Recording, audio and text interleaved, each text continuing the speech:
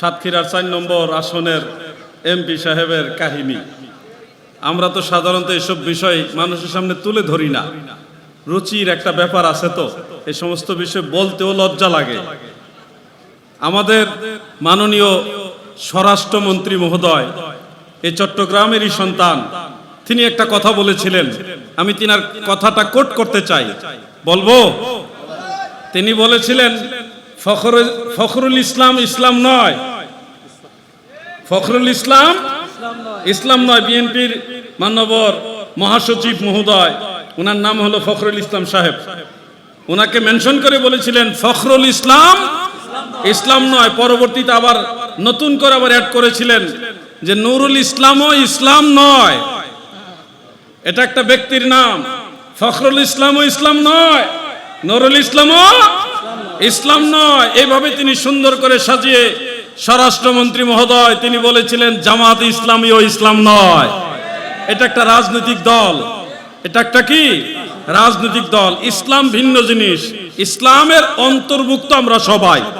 যারা যেই দলই করেন করেন, কিন্তু ইসলামটা আপনাদের নিজেদের দল দিয়ে মাপবেন না, যে আমার দল যারা করে তারাই মুসলমান, আর নাইলে আর মুসলমান নাই, এইভাবে মাপবেন না। সবাই মুসলমান হন, ইসলামের অন্তর্ভুক্ত থাকেন। তো স্বরাষ্ট্রমন্ত্রী মহোদয়ের এই কথাটা আপনি দেখেন, এখন মাপ দেন। একটা দায়িত্বশীল ব্যক্তি, বাংলাদেশের জাতীয় মহান সংসদের একজন পার্লামেন্ট মেম্বার, তিনি যদি এই কাহিনী করে, বয়স ৭৫, এই বয়সে যদি এই কাহিনী করে, যুবক বয়সে কি করছে? তারা ইসলাম কায়েম করবে, ইনসাফ কায়েম করবে, এটা বিশ্বাস করার মতো? আমার বাবাই মুক্তিযোদ্ধা, দাদায় মুক্তিযোদ্ধা, আমার বংশের মধ্যে অতজন মুক্তিযোদ্ধা, তারা যুদ্ধের সময় মারা গেছে, পরে দেখা গেল বাবা এখনো মরছে না, জীবিত আছে। এগুলি কি আমরা বলছি? তারা বলছে। পরে কয় না আমার মাথা ঠিক ছিল না, এই জন্য ভুলভাল বলছে। তো মনে রাখবেন, প্রকৃত ইসলাম কার কাছে? সঠিক ইসলাম হলো আল্লাহর ওলিদের কাছে। কার কাছে? আল্লাহর ওলিদের কাছে। ওলিয়া উলিয়া যারা, তারা মানুষদেরকে নিঃস্বার্থে ইসলামের শিক্ষা দেয়, দীক্ষা দেয়। হযরত শাহজালাল ইয়ামিনী মুজাররাদি রহমাতুল্লাহ আলাইহি থেকে শুরু করে শাহ সুলতান কমরউদ্দিন রুমি, শাহ মখদুম রূপুস, খাজা খান জাহান আলী, চট্টগ্রামের 12 আউলিয়া, হযরত শাহ মুহসিন আউলিয়া সহ অসংখ্য আউলিয়া কেরাম এই চট্টগ্রামের জমিনে আছে। সেই আল্লাহর আউলিয়ারা যে ইসলাম শিক্ষা দিয়েছে, ওটা হলো মূল ইসলাম। আর এই মূল ইসলামকে মুছে দিয়ে যারা নতুন ইসলাম আনে, এগুলি আমদানিকারক। এগুলি কোনটার আবিষ্কার হয়েছে ইন্ডিয়াতে, কোথায় কোনটার আবিষ্কার হয়েছে পাকিস্তান থেকে, কোনটা হয়তো অন্য কোনো কান্ট্রি থেকে। আর আল্লাহর ওলি যারা দ্বীন ইসলামের দাওয়াত দিয়েছে, তারা কোনো ওই ইন্ডিয়া পাকিস্তানের ইসলাম প্রচার করে না, ওনারা মদিনাওয়ালার ইসলাম প্রচার করছে। ঠিক কিনা বলেন? বেশ কম আছে ভাই, ইসলামেও বেশ কম আছে। এই জন্য স্বরাষ্ট্রমন্ত্রী মহোদয় বলছে ফখরুল ইসলাম ইসলাম না, নুরুল ইসলামও ইসলাম না। ইসলাম মদিনাওয়ালার, ইসলাম কোরআন হাদিসের, ইসলাম আল্লাহর, ইসলাম আল্লাহর রসুলের। ঠিক কিনা ভাই? সেই ইসলামের অনুসারী আমরা, এই জন্য আমরা মুসলিম। আপনার দল, এটাই একমাত্র ইসলাম। এই ধরনের চিন্তাধারা এগুলো থেকে বের হয়ে আসতে হবে। আর এগুলি নিয়ে কথা বলতে খারাপ লাগে, মানে জবানের মধ্যে একটা কেমন জড়তা আসে, কথা বলতে নিষেধ করে কে যেন। এগুলি বলো না, আমাদের মুখে এগুলি মানায় না, কিন্তু লজ্জা লাগে। গোটা জাতির সামনে ইসলাম নামদারি, মুসলিম নামদারি জিনিসটাকে, ইসলামটাকে, মুসলমানদেরকে কোথায় নিয়ে পৌঁছাইতেছে তারা। কিছুদিন পরে আলেমদেরকে মানুষ ঘৃণা করবে। ছোট ছোট বাচ্চাদেরকে আল্লাহর কোরআন শিখাইবার জন্য মাদ্রাসায় আমরা দেই, কোরআন শিক্ষক, ইসলাম শিক্ষক। সেই বাচ্চাদের সাথে কি ধরনের আচরণ করা হয়, কতটা দুঃখজনক বিষয়। এই শব্দগুলি উচ্চারণ করতে আমাদের লজ্জা লাগে। আমার সন্তান, আপনার সন্তান মাদ্রাসায় দিলাম, রাস্তায় নামায় দিছে কালেকশন করার জন্য। আমাদের মাহফিলের প্রধান আকর্ষণ যিনি, আল্লামা অধ্যক্ষ হাসান রেজা আল কাদেরী হুজুর আমাদের মাহফিলে চলে এসেছেন। তিনি বিশ্রামে যাবেন, চা নাস্তা খেয়ে আসবেন। ওনার সম্মানে আমরা সবাই মিলে একটা তাকবীর দেই।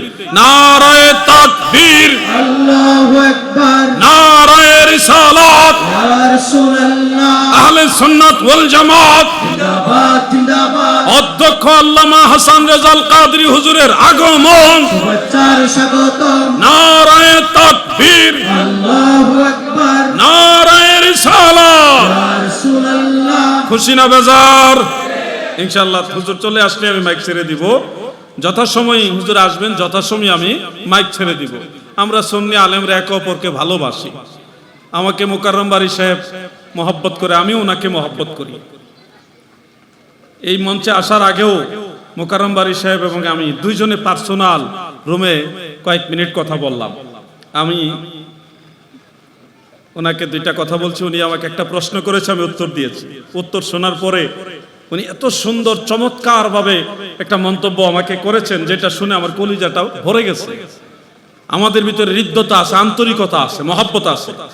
দূরের থেকে শুনলে অনেক কিছু ভাবে, কিন্তু মনে রাখবেন আমাদের স্বার্থ হলো আহলুস সুন্নাহ ওয়াল জামাত, মদিনাওয়ালার সুন্নি জামাত। সুন্নিয়তের বৃহৎ স্বার্থে, সুন্নিয়তের পবিত্রতার রক্ষার্থে অনেক সময় কঠোর হতে হবে, অনেক সময় নমনীয় হতে হবে। দুইটাই আমাদের মধ্যে আছে আলহামদুলিল্লাহ। আমি একজন সুন্নি আলেমের প্রশংসা করলে এটা আমার দুর্বলতা না, এটা আমার মহব্বত। প্রশংসা করলেই মনে করেন না যে উনি ফেরেশতা হয়ে গেছে, ওনার কোনো ভুল নাই। বা আমার কেউ প্রশংসা করলেই আমি ফেরেশতা হয়ে যাব, আমার কোনো ভুল নাই, এরকম মনে করবেন না। সুন্নিয়তের জন্য আমরা সবাইকে ভালোবাসি। কখনো যদি কারো বিরোধিতা করি, সুন্নিয়তের জন্যই করি, কোনো ব্যক্তি স্বার্থের জন্য না। ইঙ্গিতে কথাটা বললাম, আর বিস্তারিত বলবো না। আসুন একবার জিকির করি লা ইলাহা ইল্লাল্লাহ, মহব্বতে লা ইলাহা ইল্লাল্লাহ। এটা মনে পড়ে, এটা এখানে রাখুন। লা ইলাহা ইল্লাল্লাহ হাসবি রাব্বি জাল্লাল্লাহ মাফি। পড়ো নূর মুহাম্মদ লা ইলাহা ইল্লাল্লাহ, লা ইলাহা লা ইলাহা ইল্লাল্লাহ মুহাম্মাদুর রাসূলুল্লাহ সাল্লাল্লাহু আলাইহি ওয়াসাল্লাম। হঠাৎ করে সাতক্ষীরার কথা মনে পড়ার কারণ আছে। কারণটা হলো আমার মাথায় মাযহাব কেন্দ্রিক একটা মাসআলা, মহিলা কেন্দ্রিক মাসআলা, মাযহাবের মাথায় আসছে, হঠাৎ আবার এটা মনে পড়ছে। মহিলাদের মাসালা বলতে গিয়া সাতক্ষীরার ঘটনা মনে পড়ছে, বিদায় শেয়ার করলাম। কারণ আমাদের দেশে কুষ্টিয়ার আরেকজন সংসদ সদস্য বলছিল, আল্লাহ তাআলা যখন বাংলাদেশের মানুষকে জান্নাত দেওয়া শুরু করবে, সর্বপ্রথম সাতক্ষীরা দিয়ে শুরু করবে। তো সাতক্ষীরার মানুষ সবার আগে জান্নাতে যাবে, এটা আমাদের আনন্দের খবর। আমাদের দেশের মানুষ সবার আগে জান্নাতে গেলে আমরা কি দুঃখ পাওয়ার বিষয় নাকি? তো তারা প্রথম দিকে জান্নাতে যাবে, অসুবিধা নাই, তাদের পিছে পিছে আমরা যাব। কিন্তু আমার ওই ভাইয়ের যেই দল, ওই দলের লোক, ওনার বাড়ি সাতক্ষীরা, উনি যেই কাম করছে 75 বছর বয়সে, এটা যদি জান্নাতে সবার আগে যারা যায় তাদের দলের এই অবস্থা যদি হয়, তাহলে অন্য জেলার কি অবস্থা? বেহেশতের টিকিট বিক্রি করতেছে তারা। হায় হায় হায়, কোথায় গেছে অবস্থা? আল্লাহ তাদেরকে বুঝার মতো জ্ঞান দান করুক, আমিন বলেন। এদের জন্য দোয়া করতে এখন খারাপ লাগে, এই ধরনের মানুষের জন্য দোয়া করতেও খারাপ লাগে। আল্লাহ হেদায়েত দান করুক। এমন কাম করে মানুষ এই বয়সে, সি সি সি সি। কয় আমি এটা বিয়ে করছি, ধরা খাইলেই কয় আমার দ্বিতীয় স্ত্রী, ধরা খাইলে দ্বিতীয় স্ত্রী। এখন যদি সত্যি সত্যি কেউ দ্বিতীয় স্ত্রী নিয়ে রিসোর্টে ধরা খায়, মানুষ আর বিশ্বাস করবো না। কি কথাটা এমন না? অরিজিনাল সেকেন্ড ম্যারেজের ওয়াইফ যিনি, উনি যদি অরিজিনালি স্বামীর সাথে কোথাও যায় আর মানুষ যদি ধরে যে উনি যদি বলে আমার দ্বিতীয় স্ত্রী, কেউ বিশ্বাস করবে না। এমন একটা ট্র্যাডিশন বাংলাদেশে তৈরি হচ্ছে। এজন্য আমরা সঠিক ইসলাম শিখবো আল্লাহর ওলিদের কাছ থেকে, এদের কাছ থেকে নয়, আল্লাহর ওলিদের কাছ থেকে শিখবো। ঠিক কিনা বলে?